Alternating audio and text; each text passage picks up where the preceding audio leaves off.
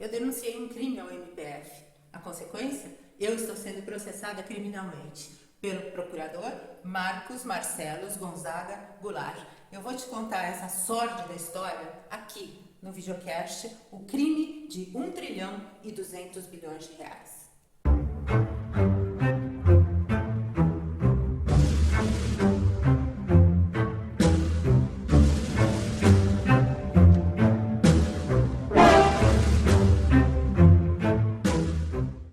Mas afinal, o que é um crédito de carbono? O crédito de carbono é um recibo. Quando você tem um crédito de carbono, quer dizer que alguém removeu ou não emitiu 1 tonelada equivalente de CO2 para a atmosfera ou da atmosfera. Isso vai contra os nossos instintos mais básicos, como eu disse outro dia. Isso vai contra os nossos instintos mais básicos. Por quê? Porque você está sendo pago para remover algo que você não vê. Quando toda a economia, até agora, foi baseada na percepção de alguma remuneração a partir do momento em que você acrescenta algo. Ou seja, é muito difícil você obter um crédito de carbono, porque você precisa ter certeza, além de qualquer possível dúvida, de que aquela tonelada de CO2 equivalente foi removida.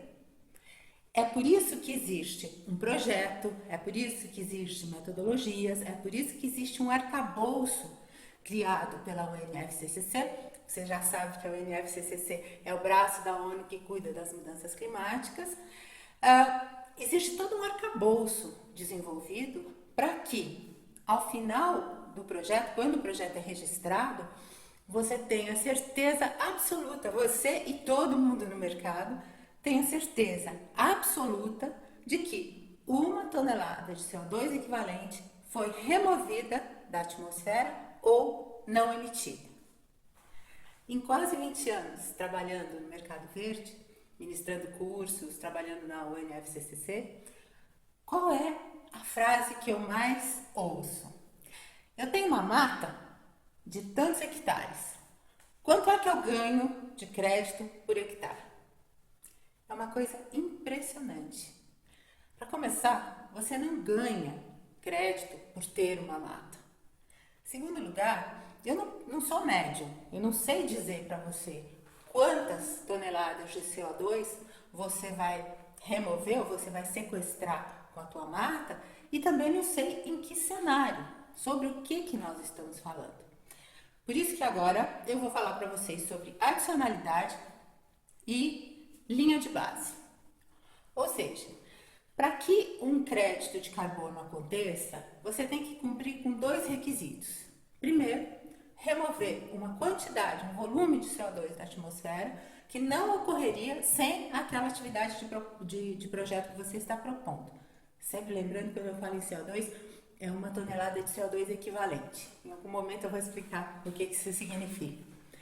Esse é o primeiro requisito, remover ou não emitir. E o segundo é que isso ocorra em um cenário adicional. O que é adicionalidade? Se você tem uma mata, se essa mata está preservada, se essa é a situação atual, essa é a linha de base. Você não está fazendo nada de adicional, tá? Essa é a linha de base. Mas vamos dizer que na região aonde você tem essa mata, existe uma tendência muito, existem dados históricos que comprovam que existe, digamos, uma derrubada de árvore comprovada de um desmatamento de 2% ao ano, tá? Então, digamos que você tenha 100 árvores na tua mata. Nesse projeto que você vai fazer, você vai se comprometer a manter as 100 árvores. Então, se você mantém, se a taxa de desmatamento na região é de 2%, você vai ganhar crédito sobre essas 2 árvores que você vai manter. Por quê? Porque as 98, elas ficariam lá de um jeito ou de outro, porque estatisticamente os dados históricos da região provam que a taxa de desmatamento é de 2%. Então, o que você está fazendo de adicional, nesse caso, é preservar, claro, você vai monitorar tudo, para preservar essas 2 árvores por ano. Então você vai ganhar créditos relacionados à preservação de 2 árvores por ano. Mas isso é uma coisa que tem monitoramento, tem um plano de monitoramento, tem os equipamentos, você tem que provar quais os equipamentos que você vai usar para monitorar essa mata. Você vai ter um relatório de validação, você vai contratar uma entidade operacional designada, no caso da ONU, ou uma certificadora, para garantir que existe essas 100 árvores existem, que existe esses dados históricos comprovando que 2 dessas árvores não estarão aí o ano que vem, se você não fizer esse trabalho. E depois existe uma vez que esse projeto seja validado, ele vai ser registrado, aí ele vai ser verificado e só então é que você terá direito aos créditos sobre essas 2 árvores.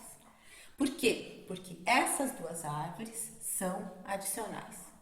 Outra coisa que mostra a fragilidade cognitiva ou a corrupção extrema, sim, eu falei corrupção outra vez. Na apresentação do RenovaBio, está escrito que 1 tonelada de CO2 equivale a 7 árvores. Isso é uma coisa tão absurda, é tão ridículo, isso até pena de quem escreveu isso, porque é um beócio, é um nécio.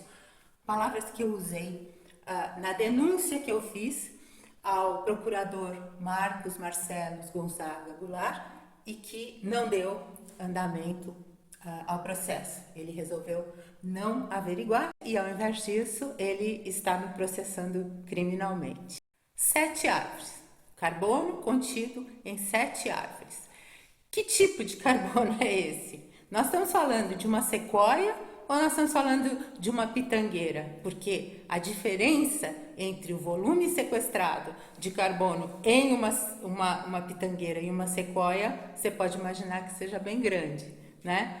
Além disso, existe uma diferença entre o carbono, o elemento carbono que forma o corpo da árvore e o potencial CO2.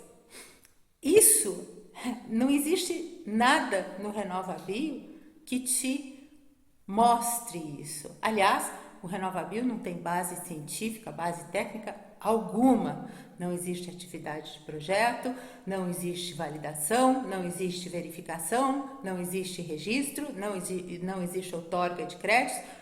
É uma coisa totalmente criada para beneficiar o setor sucro-alcooleiro. O CBio é um falso crédito de carbono. Muito obrigada pela audiência. Como eu disse, se você gosta de thrillers, você vai amar O Crime de 1,2 trilhão de reais. Este crime é o RenovaBio. E no próximo capítulo eu vou te explicar por que o RenovaBio não é adicional.